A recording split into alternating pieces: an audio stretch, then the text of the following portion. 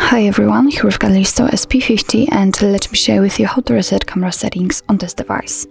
So first of all, let's enter the camera app, and I hope that you can see the grid lines which I've applied just before starting this video.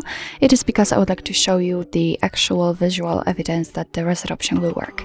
So we can tap on this strange icon right here and enter the settings which are in the left upper corner. Now let's scroll down to the very bottom, and as you can see here, we've got the option Restore Defaults. So let's tap on it. Your device will ask you if you really want to do it, so simply tap on Done.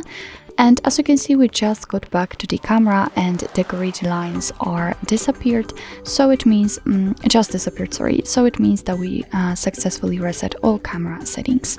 So actually, this is it. This is how to reset camera settings in your Listo SP50. Thank you so much for watching. I hope that this video was helpful, and if it was, please hit the subscribe button and leave the thumbs up.